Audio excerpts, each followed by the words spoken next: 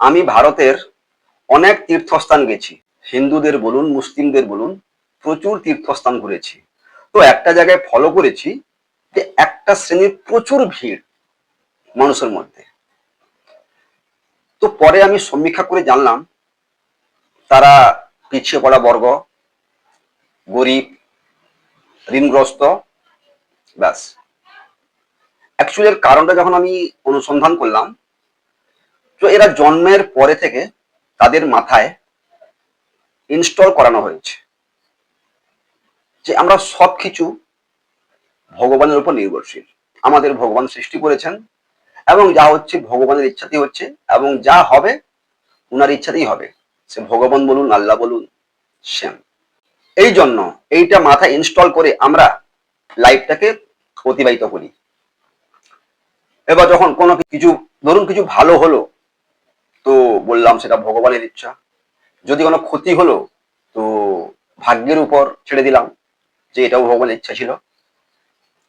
সুতরাং এই ধর্ম জিনিসটা আমাদের মাথায় ইনস্টল করে দেওয়া হয়েছে প্রথম থেকেই।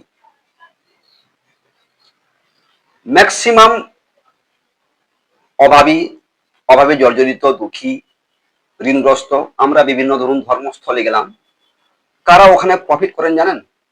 পুরোহিত বা মুসলিমদের খাদিমদাররা। তারাই এই গরিবদের শোষণ করছে। এমন ভাবে আপনাকে প্রেজেন্টেশন দেবেন যে ভগবান হোক, আল্লাহ হোক, আপনি যত দেবেন তত বেশি কৃপা পাবেন, তত বেশি আশীর্বাদ পাবেন, তত বেশি দোয়া পাবেন। এই জিনিসটা মাথায় ওরা প্রচুর পরিমাণে ইনস্টল করে দেয়। তাই যারাই যায়, ম্যাক্সিমাম যা যত দেওয়ার মানে লোন করে, ঋণ করে নিয়ে গিয়ে সব ওইখানে দিয়ে আসে। স্বাভাবিকভাবেই ওদের ছেলে পুলে ডাক্তার ফাক্তার, ধরুন ধরুন একটা পুরোহিতের 4 জন ছেলে, 3 জন কিন্তু ওয়েল স্টেপ, ভালোভাবে উচ্চশিক্ষিত এবং ওরা খুব ওয়েল এস্টাবলিশড। ওদের মধ্যে যে খুব দুর্বল তাকে সেই পদে ওরা বসিয়ে দেয়। মুসলিমদের ক্ষেত্রেও ধরুন, মুসলিমদের মধ্যে কোনো খাদিমদারের 3-4 জন ছেলে, ওদের মধ্যে 2 জন ব্রিলিয়ান্ট, ওদেরকে ডাক্তার ইঞ্জিনিয়ার পড়িয়ে দিল। যে একটু কম বুদ্ধি আছে তাকে সেই খাদিমদারের দায়িত্ব দিয়ে দেবে, পথ কিন্তু ছাড়বে না কোনো মতেই। গিভ অ্যান্ড টেক পলিসি চলে এলো যে আপনি ভগবানকে যত দিবেন ততই কম। তাই দেখবেন কোন তীর্থস্থানে মানুষ গেলে ফিরে আসার আপাতত 2 থেকে 3 মাস বাড়িতে মাংস আসে না। ঋণ করে নেয়, তো কোত্থেকে কি করবে, কোনো অপশনও নেই। আর ওরা যায় যে হ্যাঁ যাচ্ছি সর্বসুখ সর্বশান্তি, এমনকি ভগবানের আশীর্বাদ নিতে যায়। যে পুরো পৃথিবীকে বানিয়েছেন, আমাদের কি ক্ষমতা আছে ওনাকে খুশি করার? হ্যাঁ, দেখুন, ধর্মপ্রাণ দেশ, আবার ধর্মের শান্তি দেশও আছে অনেক জায়গায়। বিদেশে কেমন আছে, ওদের উপাসনা করার জায়গা আছে, ওরা ভগবানের ওরা উপাসনা করে যে পৃথিবীকে বানানোর জন্য বা পৃথিবীকে আমাদের জন্ম দেওয়ার জন্য আমি উনার কাছে কৃতজ্ঞতা স্বীকার করি। এই না যে রাত দিন পড়ে আছে। কিন্তু ভারতে ঠিক তার উল্টো। ধর্ম বলতে জ্ঞান শূন্যহীন ভাবে ধর্মের পিছনে পড়ে থাকবে, খাবার থাকুক বাড়িতে না থাকুক, ভগবানের আশীর্বাদ নেবে। দেখবেন ম্যাক্সিমাম গরিব, পিছিয়ে পড়া বর্গের মানুষরাই ধর্মপ্রীতি হয়। আর এদের জীবন আমি দেখেছি করুণ কাহিনীতে ভর্তি। এর মানে জীবনের করুণ পরিণতির শেষ নেই। দুঃখ ও সুখ জর্জরিত, ঋণ, সবকিছুতে এরা ভরপুর।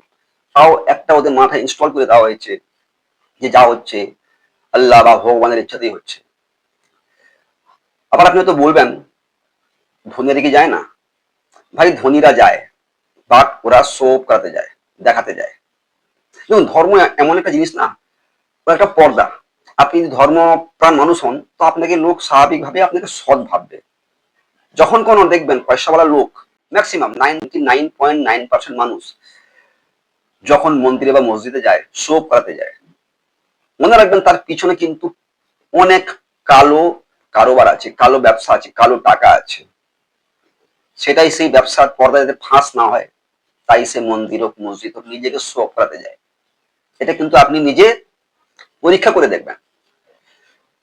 তো জানি না, যতদিন পর্যন্ত একটা জাতি প্রপারলি শিক্ষা না নেবে, প্রপার শিক্ষা, এবং ধর্মগ্রন্থকে না পড়তে পারবে ততদিন কিন্তু ওরা ধর্ম কি জিনিস বুঝতে পারবে না। সুতরাং এই ধর্ম ভীতি থেকে একটু বেরিয়ে আসার জন্য ধর্মকে জানতে হবে। আমি ভগবানকে খুশি করব, আমার কি ক্ষমতা আছে আমি ভগবানকে খুশি করব?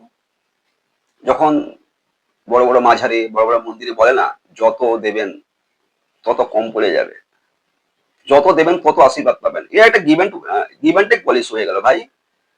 সুতরাং ধর্মকে ধর্মের জায়গায় রাখুন, নিজেকে জানুন, নিজের উপর জোর দিন, দেখবেন ধর্ম খুব ভালো জিনিস। আমরা কি বলুন তো, একটা কুয়োর মধ্যে আছি, ধর্ম নামক একটা কুয়োর মধ্যে আছি। সেখান থেকে যখন বেরিয়ে আসবো না ভাই, তখন পৃথিবী একটা সাগর মনে হবে এবং খুব সুখময়, মানে সুখময় জীবন আপনি লাভ করতে পারবেন যদি ওই কুয়া থেকে বেরিয়ে আসতে পারবেন। যে হ্যাঁ ভাই, আমি মানুষ, ধর্ম ধর্মের জায়গায়, আপনি আপনার জায়গায়। আপনাকে কেউ যেন জোর করে চাপিয়ে দিয়েছে, যা হচ্ছে ভগবানের ইচ্ছায় হচ্ছে, এবং যা হবে ভগবানের ইচ্ছায় হবে, এবং যা হয়েছিল ভগবানের ইচ্ছা হয়েছিল, এই জিনিসটা আপনার মাথায় জোর করে চাপিয়ে দেওয়া হয়েছে। এই জিনিস থেকে আমাদের বেরিয়ে আসার পরে আমরা অ্যাকচুয়ালি ধর্মের আসল রহস্যটা বুঝতে পারবো। আর এই জিনিসগুলো গরিব শ্রেণীর মানুষকে মাথায় ইনস্টল করে দেওয়াটা খুব সুবিধাজনক।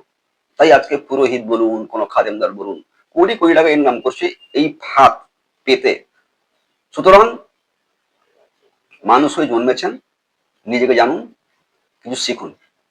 নমস্কার।